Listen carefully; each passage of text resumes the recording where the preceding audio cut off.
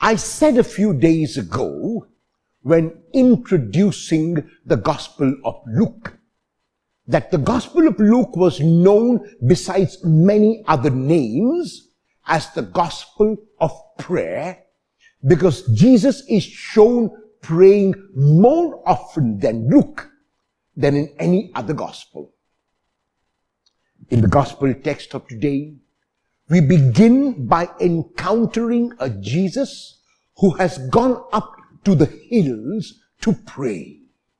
And the reason why he goes into the hills, because the hills and mountains were considered as theological places, as places where one went up to God, as places where one ascended in order to encounter God.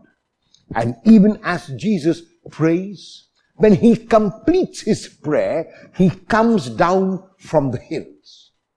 And what does he do? He realizes that this mission of his, the manifesto that he proclaimed a few days ago, to preach good news to the poor, to proclaim recovery of sight to the blind, to proclaim healing to the oppressed, and the acceptable year of the Lord, cannot be done by him alone. And so he chooses 12 representatives. The number 12 is a symbolic figure. In the Old Testament, there were 12 tribes of Israel, the 12 sons of Jacob. And so the number 12 is a number in the scriptures which is regarded as a complete number. I also said earlier that the Gospel of Luke is a gospel of women, because in the Gospel of Luke there are women disciples. And that is why, though 12 named in today's text are men, there is no reason not to believe that there were also women who were close to Jesus, who associated with him, and who helped him in his work, as is very explicitly mentioned in Luke chapter 8, verses 1 to 3. After choosing these men, we realize that most of these men were weak individuals, that most of these men were sinners, that most of these men did not have any inherent ability to do what Jesus said, to do what Jesus did. Why then did Jesus choose these weak individuals?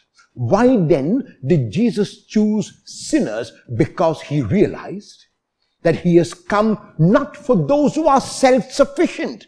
He has come not for those who are self-righteous, not for those who think that they need nothing and have everything in themselves. He has come for those who need him.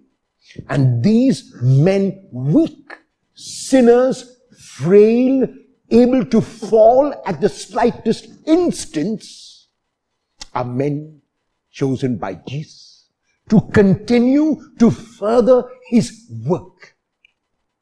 Today, 2,000 years later, Jesus is choosing the same weak individuals, the same sinners, the same frail men and women to profess, to proclaim, to make known that message.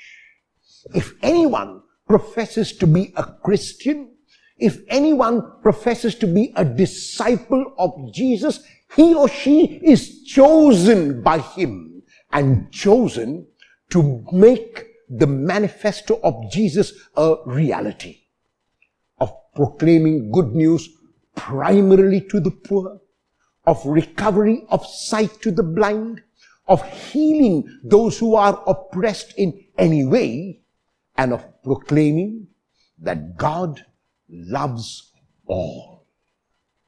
Will you be such a disciple today? Despite your frailty, despite your sinfulness, despite your weakness, despite the fact that you fall.